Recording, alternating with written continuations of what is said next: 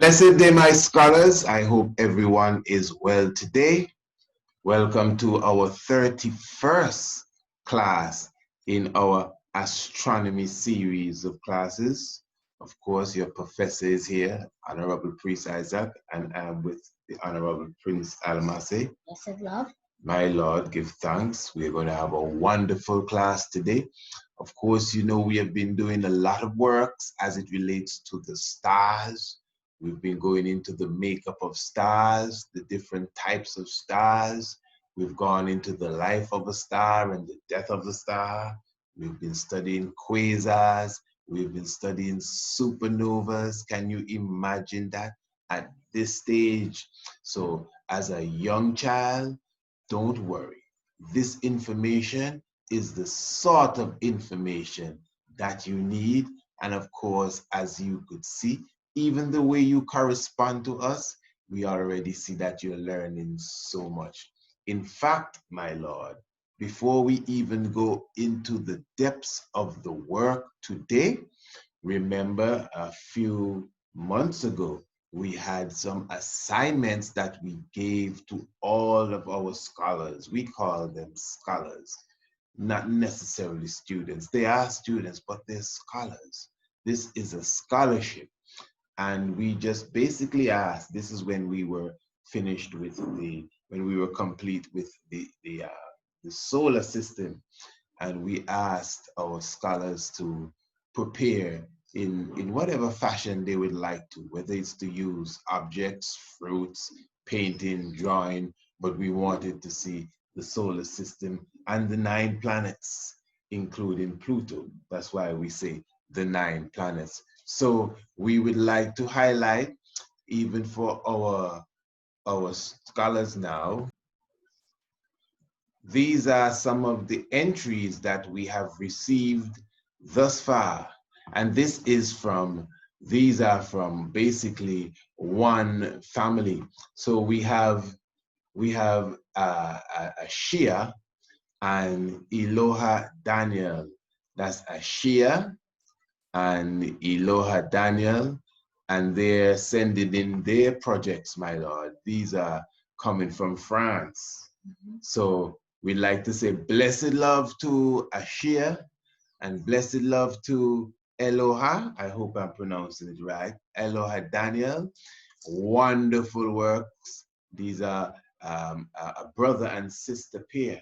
And of course, we have to give a lot of love also to their mother and their father for the inspiration for just even applying the courses that we have, the homeschool courses that we have, astronomy and African history and heritage. You know, it is their parents. And we always tell our young scholars, be thankful to your mother and father for just taking the initiative to come to Priest Isaac and say, Priest Isaac, I would like this program for my children. As you could see, Ashia and Eloha Daniel, you could see how much you have learned in these few short months, to the point that you could even bring these wonderful works to us. So for sure, you got passing grades, you know, with flying colors for this work. What do you think, Prince? I mean, I like them so much. They are very wonderful. Wow. Very wonderful. Mm-hmm. I noticed that, as we said, even Pluto is included. And the reason why we teach that, remember, we also teach African history and heritage. So we cannot deny the fact that even from the ancient times, as Africans, we already mapped the heavens. We show our students that, not because it's kindergarten. If you could show them SpongeBob, you could show them the Sumerian tablets, where we already have the 9 planets, even Pluto also included in that, going around the sun. And this is considered to be the oldest civilization. You hear that, children? When you look into modern day social studies, you may not be doing social studies as yet, but in the subject known as social studies, that has to do with the geo community and its history and what's going on in the present time, they teach you in social studies that Sumer, which is in the area of the Middle East, as we study in our African history class, Sumer is said to be one of the, if not the oldest civilization.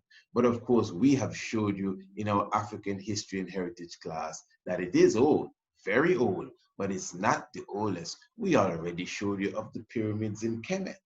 You know, imagine you're 3 and 4 and 5 years old, and you could tell your grandmother about the pyramids in Kemet. This is what we are developing here, you know, my young ones. So Sumer, one of the oldest civilizations, already showed us the 9 planets around the sun. So, you know, I think we should go with the oldest civilization and what they show. What do you think, bro? So wonderful work again to Ashia and Iloha Daniel. Oh, blessed. Oh, this is so wonderful, so beautiful, you know, and this is the alignment. We just saw an alignment around the 4th of July. Now, maybe not as aligned as this, but it was an alignment according to astronomical levels at least. Wonderful. Okay, and we also have some projects for our African heritage and history class. And this wonderful pair also made their presentation. And let me just take the time to encourage all of those who have not sent in their project as yet. Please do send in your project. It's very important. At least remember at the end of the year, just in case, you know, the parents need not tell you, at the end of the year, you will receive a certificate just for your presentation. But of course, your cooperation will yield greater fruits for you at the end of the semester that we're doing here.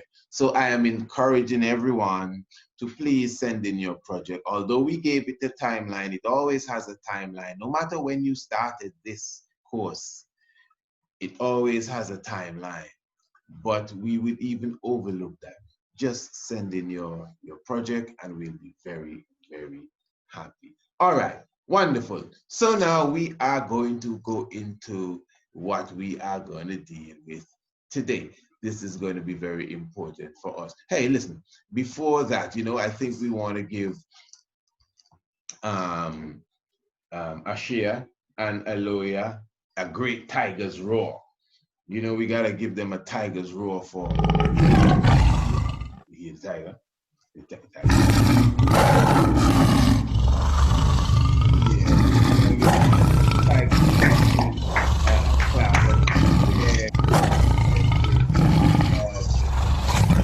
So you do your work, you get a great tiger's roar right here in the tiger's nest at the Priest Isaac's Institute. All right, if you could remember, on Monday, we were going through this website. I told you you could take a look at it as well when you get a chance. And parents, as I said, you could always go into it and even read for your children. But anyway, now today, I want us to go into this website that I promised you that I wanted us to take a look at. It's amnh.org. Is that what it says, my lord? And this says here, Kids Guide to Stargazing. Okay, kids guide. We guide. You know, we change kids into children around here. So even if you came here as a kid, no offense, we're gonna change you into a child. All right, into a youth. You know, right? We don't raise kids around here. The night sky is like a giant puzzle. Hidden among the thousands of stars, you can find dozens of constellations. And do you know that is really where we reach right now with our class? We have reached to the stage where we are now mapping the constellations. Can any one of you young ones remember what a constellation is? Do you hear anything? Someone is telling us what it Yeah, is, I'm sure. I'm Maybe sure. I share Elo or Daniel. You know, a group of stars. A constellation is a group of stars that show you an image. We went through some constellations. Look at this. You can also search for individual stars and planets. Okay. Stargazing do's and don'ts. Okay, we're just going to go through this for today. Um, at least, you know, some do's and don'ts and some ideas as it relates to us going out on the field now and looking at the heavens, because we have our star map and everything that we will be sharing with you. So remember, as I said, there's a lot more that we have in store for us when it comes to the constellations and the stars. Okay, go out in the night in the right conditions, pardon me. Stargaze when there is little or no moonlight in the sky and the sky isn't cloudy. Find an area away from street lamps, neo signs, and highlights or headlights, pardon, and give your eyes and half an hour to adjust to the darkness. Can you imagine that? That is to show you how much the regular light, even the light of the computer, affects our eyes, that you have to give it a half an hour just to adjust back to the darkness. Mhm. Green Castle Hill is a wonderful place to do this. It's away from all the lights and you know, it's an observatory, really. So what we are seeing here, scholars, we are now going into the realms of looking at the heavens, as they call it, stargazing. And not my most favorite term, but we are observing. We are observing. To observe means to watch, to look at, to examine. Eh? So we are observing the heavens, as you know, the firmaments. We teach our children big words. We don't care what they say. This is not twinkle, twinkle, little star. No, no, no. This is Regulus and Betelgeuse and Sirius is 8 light years away. Our children can tell you the distance of stars and how far they are by just being a part of this course that we're doing here. So listen, bring some stargazing tools. Bring a sky map to help you identify what you see. With a good star map, there's no limit to what you can find. Borrow binoculars or a telescope to see these celestial sights more clearly and closer up. Good. Why would they encourage you to borrow somebody's thing? Why not go and buy your own? Go and buy a binocular. Don't borrow nobody's thing. Buy your binoculars, buy a telescope, straight up. You know what I'm saying? Yeah. We'll get our own. Good. Keep a notebook with you to sketch what you see in the sky and to keep a record of your sightings. Before you know it, you will have a long list of discoveries. Bring a flashlight to help you find your way and to see your notebook, compass, or sky map. All right. So you see now, we're getting a good idea of how we are going to look at the heavens, because we're getting there, you know, my young ones. We are getting there. So it's not just in the books. The time will come. Just as how you have to do your little homework for me, you're going to have to get into now exactly how you're mapping the heavens. I know some of you may be at different latitudes, on different time zones. And of course, latitude is the lines of latitude that run around the earth from east to west.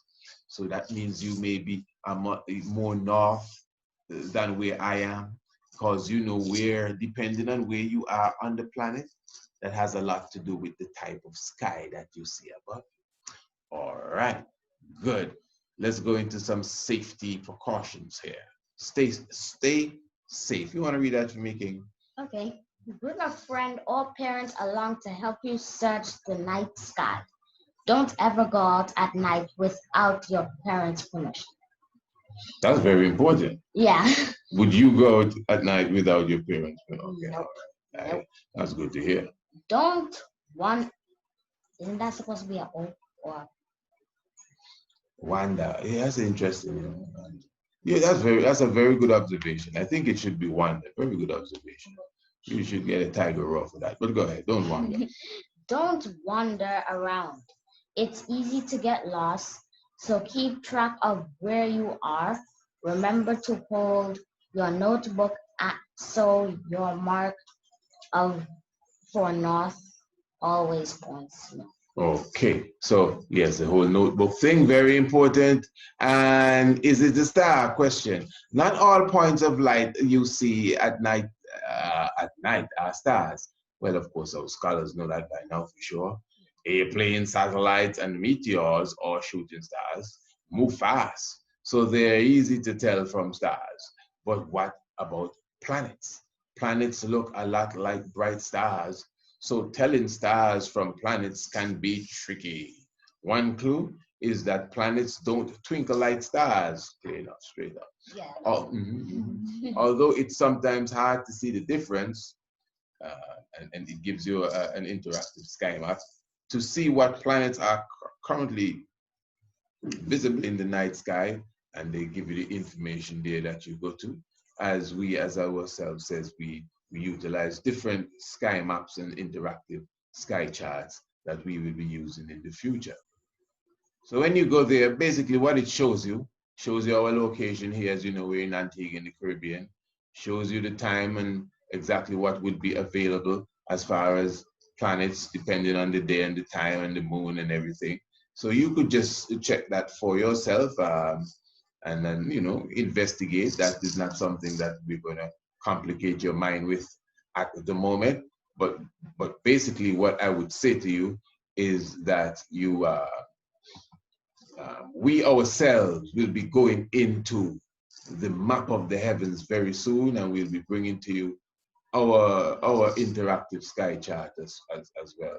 So basically, as well as our time is on us, you could also visit this website, and you could see the instructions if you would like to take a crack at it. This is not specifically any work that we are giving you, but we are just bringing to you now, we are opening to you, introducing to you the whole aspect of the practical work of going out and looking up at the sky. So in our next class and the classes to follow, you can definitely prepare yourselves to be more connected to what is moving in the heavens. Although, you know, the time at this moment may not be the exact time when some of our students will be seeing this video.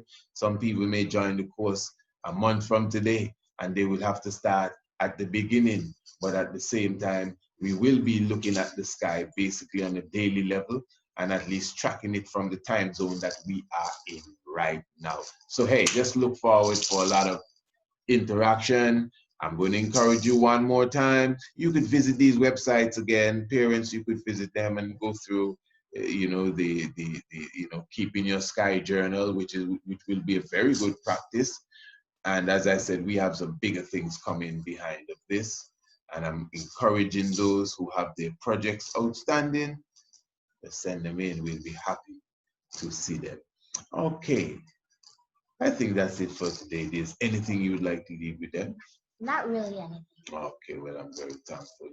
And as we always say here at the Priest Isaac's Institute of Holistic Knowledge, hold on. Remember, tomorrow is our African History and Heritage class. Looking forward to seeing you. What do we usually say? I am the best, and I deserve the best, and only the best is coming to me now. Holy Manuelai. Gracias, ya, Rastafari. Blessed Lord. Yeah,